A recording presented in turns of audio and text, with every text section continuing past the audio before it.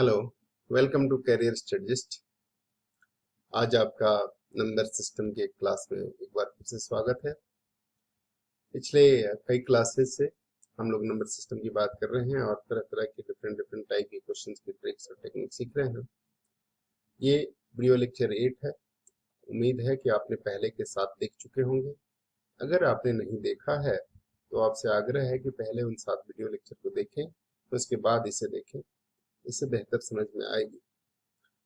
फिर भी अगर आप ये वीडियो देख ही रहे हैं तो उम्मीद है कि आपको अ, समझ आएगी।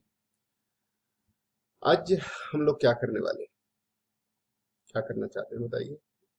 आज हम लोग करने वाले हैं कि कैसे किसी नेचुरल नंबर के प्राइम फैक्टर्स के बारे में पता करते हैं, बिना वैसे सोचे। जैसे मैं मान लीजिए कि कहूँ कि कोई नेचुरल नंबर है 15, उसके कौन कौन से फैक्टर हैं जी।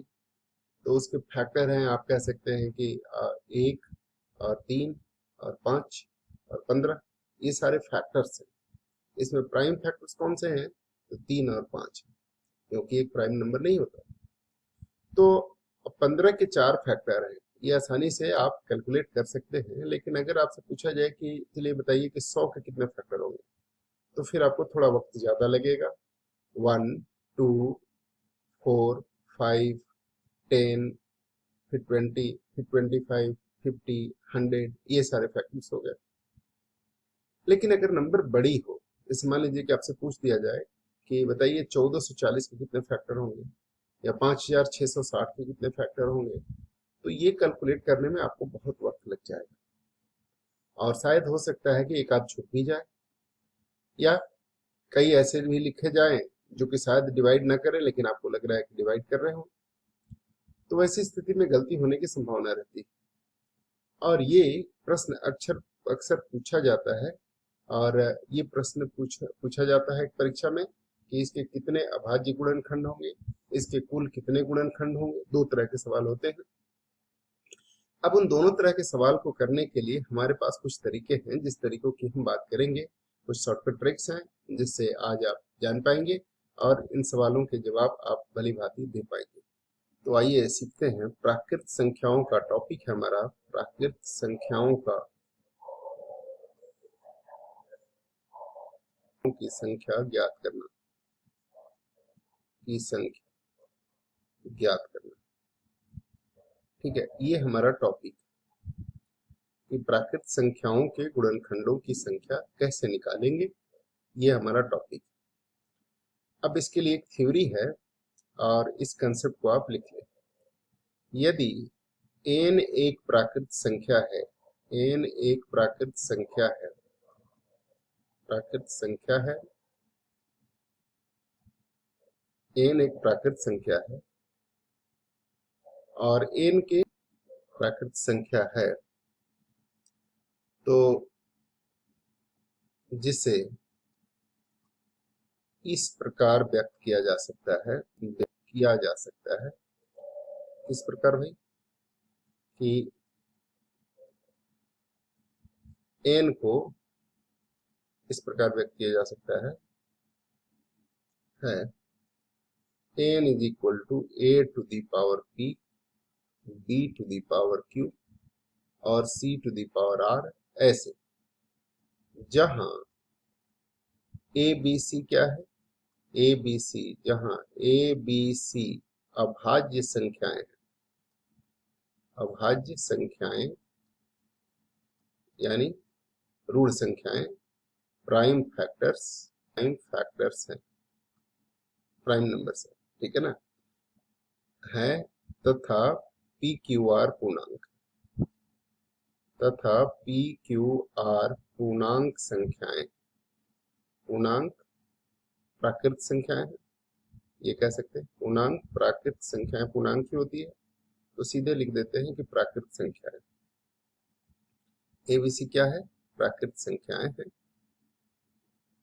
ए पी क्यू आर है प्राकृत संख्याएं, नेचुरल नंबर, प्राकृत संख्याएं है, नेचुरल नंबर्स।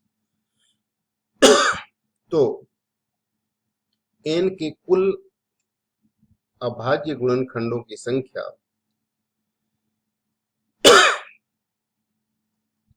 n के कुल अभाज्य गुणनखंडों की संख्या, अभाज्य गुणनखंडों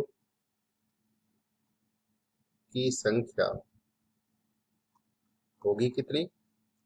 तो बराबर P plus Q plus R, मतलब ये जो पावर्स हैं उनको जोड़ देंगे।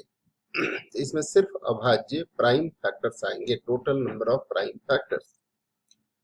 दूसरा, इसमें और बात हो सकती है कि कुल गुणनखंडों की संख्या भाज्य भी हो और दूसरे भी हो, तो n के कुल गुणनखंडों की संख्या, कुल गुणनखंडों की संख्या,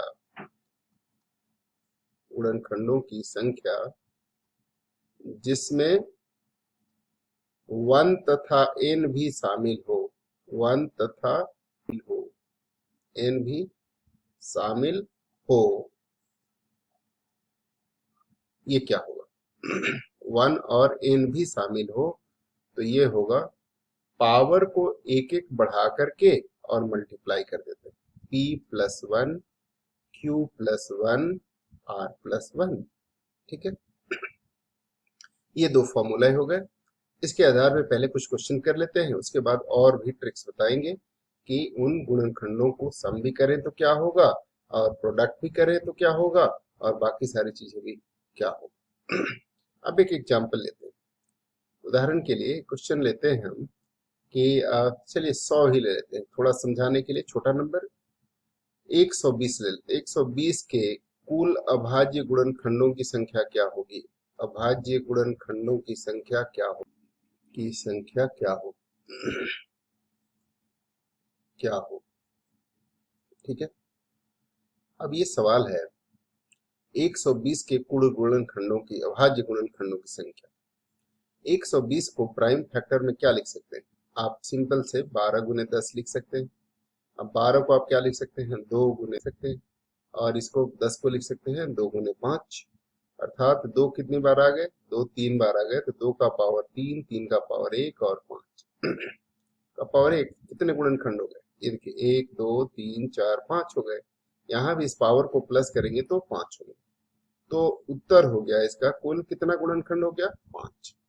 5 ही इसके अभाज्य गुणनखंड होंगे, 5 से ज्यादा नहीं होंगे। इसके सिर्फ और सिर्फ 5 अभाज्य गुणनखंड होंगे।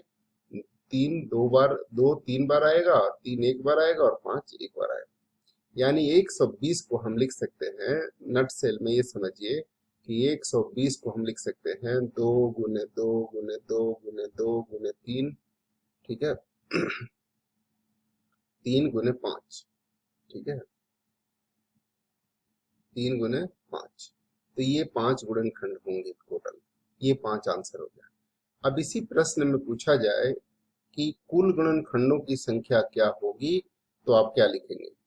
120 के कुल गुणनखंडों की संख्या क्या होगी? खंडों की संख्या क्या होगी? गुणनखंडों की संख्या क्या होगी? ठीक है, संख्या क्या होगी, यानी कितने फैक्टर्स होंगे? Total number of factors of n, यानी 120। तो इसमें क्या करेंगे कि हम यही लिखेंगे, 120 को लिखा था 2 का पावर 3, 3 का पावर 1, 5 का पावर 1। अब कुल गुणनखंडों की संख्या होगी, इसलिए n के 120 के कुल गुणनखंडों की संख्या, कुल गुणनखंडों की संख्या, संख्या कितनी हो जाएगी? तो ये पावर को आके मल्टीप्लाई करना है, यानी 3 को 1 बढ़ाएंगे तो 4, 1 को 1 बढ़ाएंगे तो 2, और इस 1 को 1 बढ़ाएंगे तो 2, यानी 4 दूनी 8 दूनी 16, 16 गुणनखंड होंगे टोटल। प्राइम गुणनखंड सिर्फ 5 होंगे, लेकिन कुल गुणनखंडों की संख्या 16 होगी। अब ये 16 कौन कौन से होंगे, आपकी तसल्ली के लिए आपने बिना कुछ किए ही निकाल लिया है। अब ये 16 गुणनखंड कौन कौन से होंगे, आपकी वेरिफिकेशन के लिए, तसल्ली के लिए हम बता देते हैं, देखते हैं कि कौन कौन से हैं, 16 है या ज्यादा है, ताकि आपका विश्वास बना रहे मेरे पे, है ना। तो देखिए, पहला है 1, 120 को भाग देगा, फिर 2 भाग देगा, 3 भाग देगा, 4 भाग देगा, 5 भी देगा, 6 भी देगा, 8 भी देगा, 15 8 120, 9 से भाग नहीं लगेगा, 10 से लगेगा, 12 से लगेगा, 15 से लगेगा, और 20 से लगेगा, और 30 से लगेगा, और 36 से नहीं लगेगा।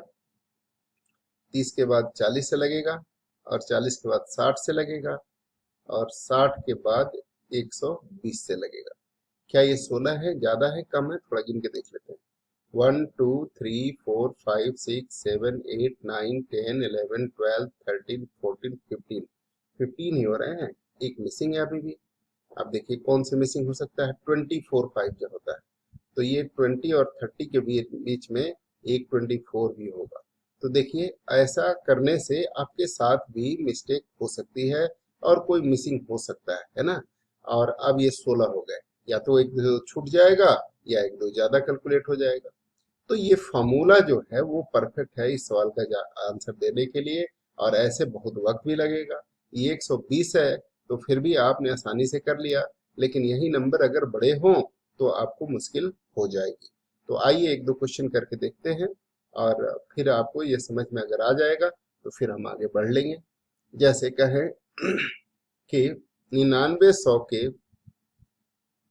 कुल अभाज्य गुणनखंडों की संख्या क्या होगी।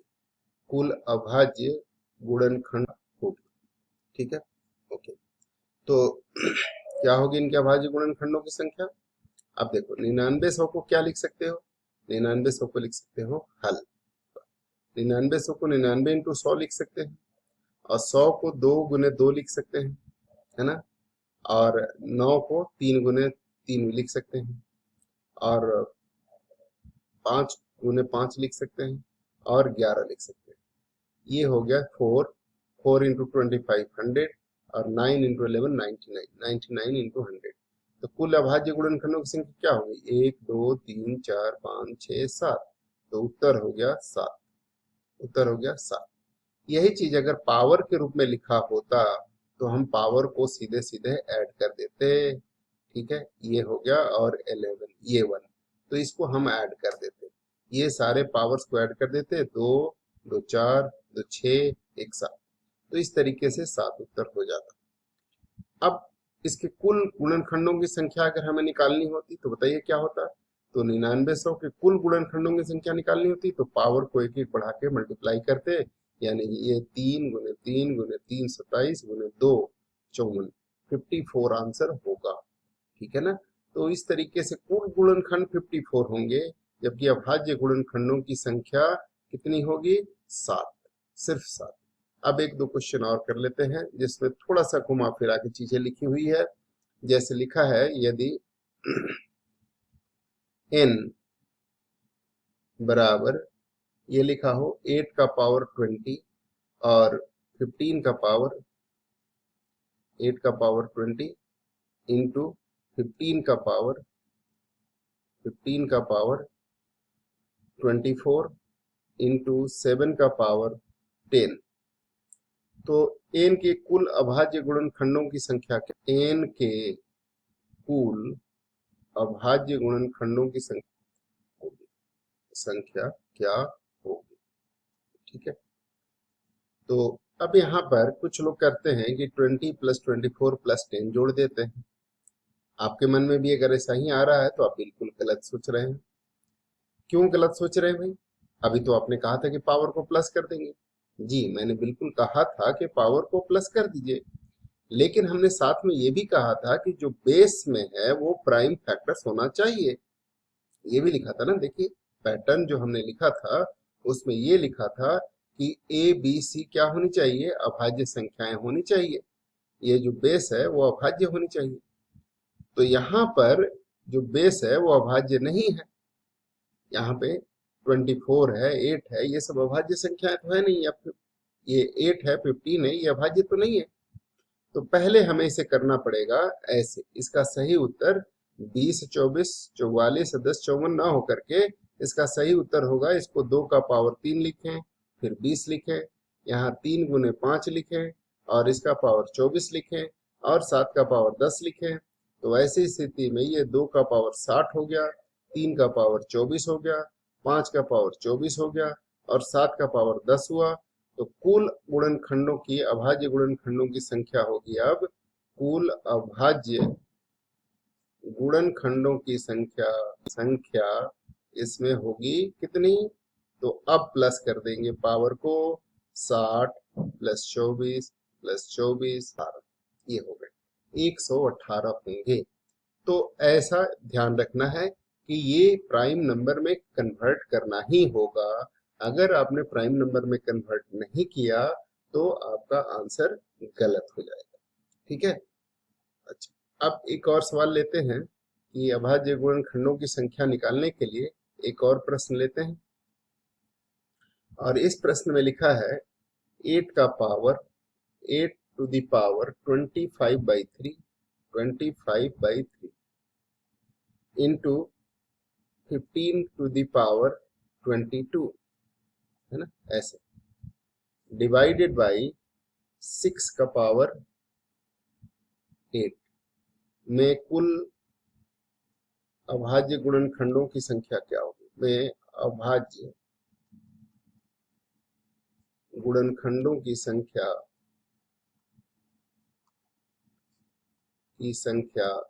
क्या होगी? क्या होगी?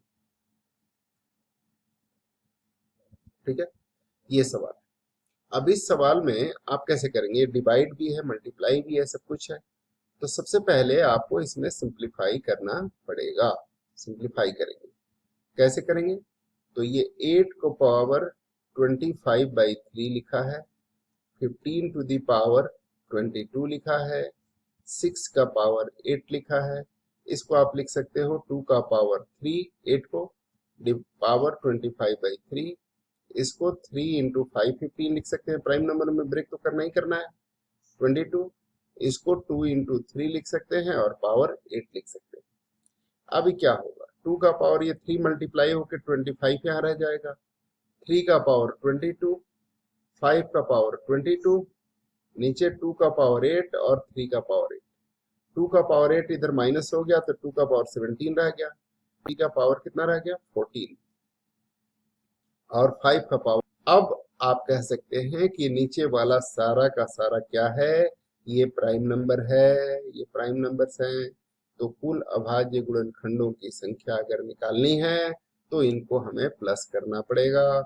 इसलिए कुल अभाज्य गुणनखंडों की संख्या, अभाज्य गुणनखंडों की संख्या, गुणनखंडों की संख्या क्या होगी?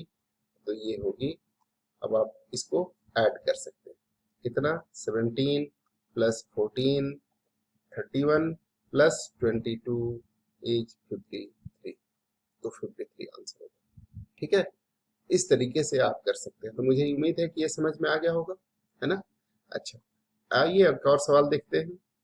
अब ये सवाल है कि 180 के कुल गुणनखंडों की संख्या क्या होगी?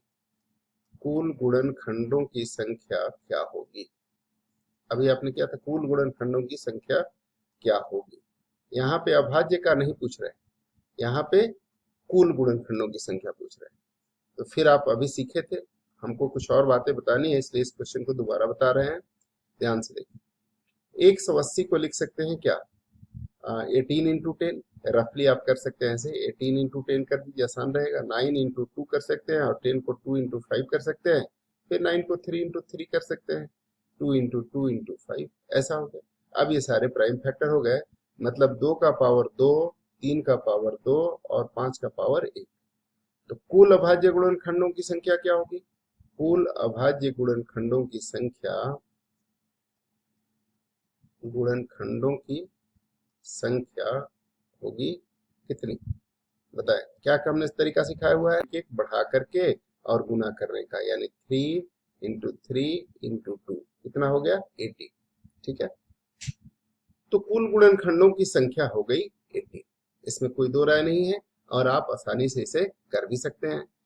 अब हमें जो इंटरेस्ट है वो है ये पता करना कि हम कुल गुणनखंडों की संख्या नहीं जानना चाहते, हम जानना चाहते हैं कि सिर्फ विषम गुणनखंड कितने होंगे इसमें से, कुल विषम गुणनखंडों की संख्या क्या होगी।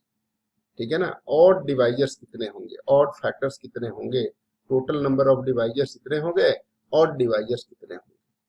तो अगर हमें विषम गुणनखंडों की संख्या निकालनी होगी तो हम ये क्या करेंगे कि इस 2 को भूल जाएंगे, क्योंकि 2 एक ऐसा चीज है जो किसी भी नंबर को मल्टीप्लाई करके उसको इवन बनाने की हैसियत रखता है। 2 से किसी भी दुनिया के नंबर को मल्टीप्लाई करो उसको सम बना देगा।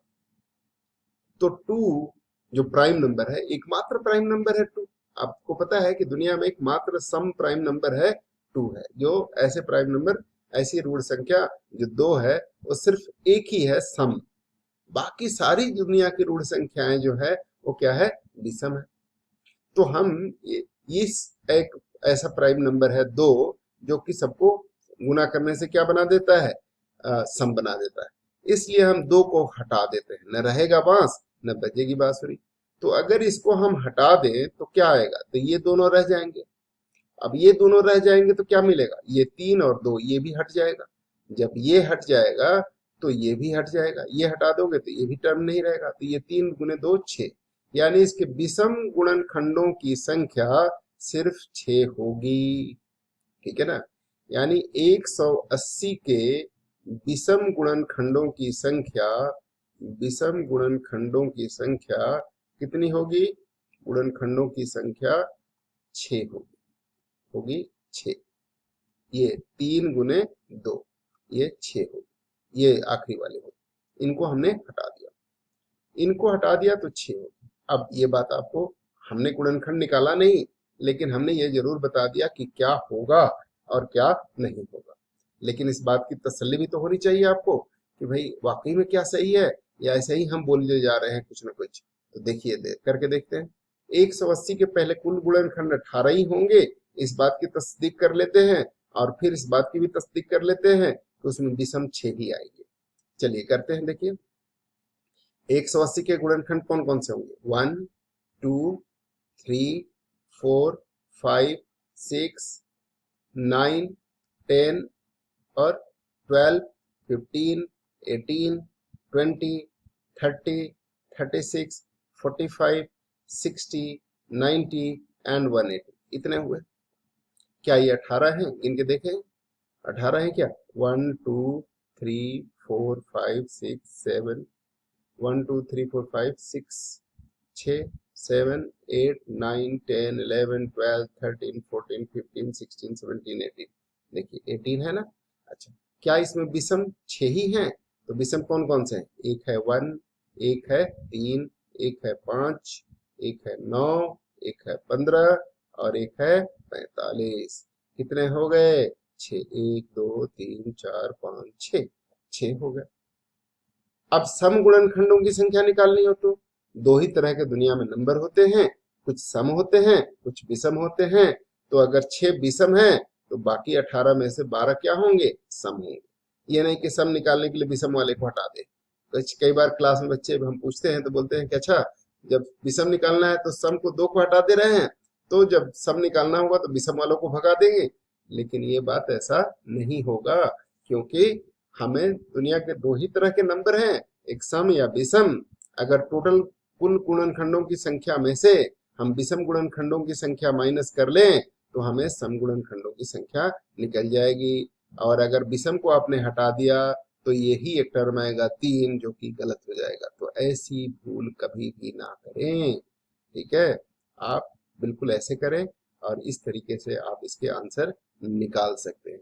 किसी भी क्वेश्चन में विषम गुणनखंडों की संख्या अगर निकालनी है तो आप सम को हटा सकते हैं और ये विषम को निकाल सकते हैं। एक और टर्म होता है जिसको हम कहते हैं वास्तविक विभाजन, वास्तविक विभाजक, वास्तविक भाजक। ठीक है, इसको कहते हैं प्रॉपर डिवाइजर अंग्रेजी में।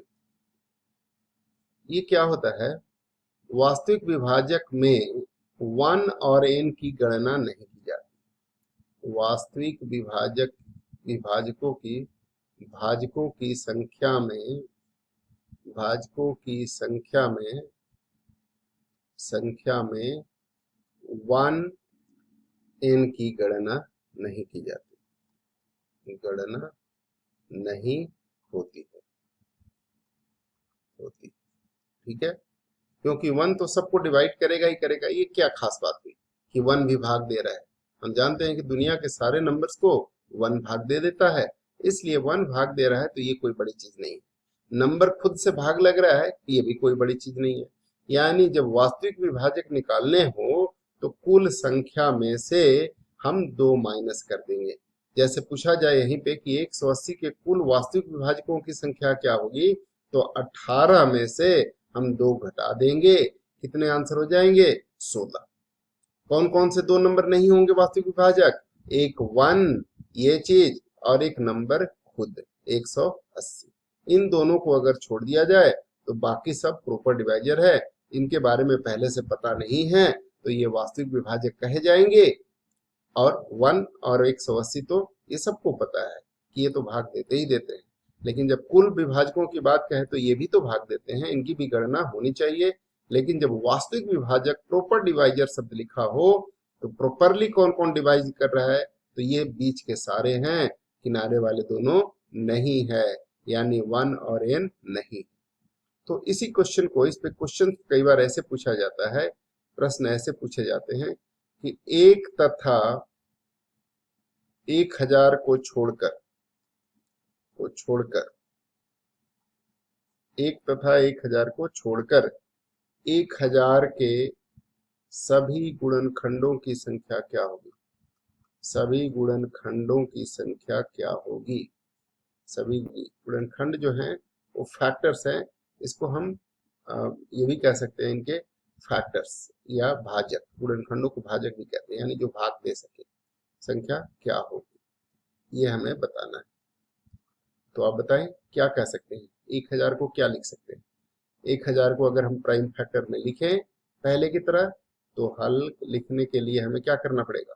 1000 को हम लिखेंगे 10 का पावर क्यू, यानी 2 का पावर क्यू और 5, तो इसको आप 2 गुने 5 2 गुने 5 2 गुने 5 लिख सकते हैं। तो इस तरह से 2 का पावर 3 5 का पावर 3 हो जाएगा। तो इसके कुल वास्तविक विभाजकों की संख्या, कुल वास्तविक विभाजकों की संख्या, वास्तविक भाजकों की संख्या, यानी भाजकों मतलब गुणनखंडों, गुणनखंडों की संख्या, जो गुणनखंड होते हैं वो भाग भी देते हैं। क्योंकि ये 3 + 1 पावर को एक एक बढ़ाना है, 3 + 1 इंटू 3 + 1 यानी 4 इंटू 4 16 -2, तो ये हो जाएगा 16 - 2 दैट इज 14 आंसर होगा।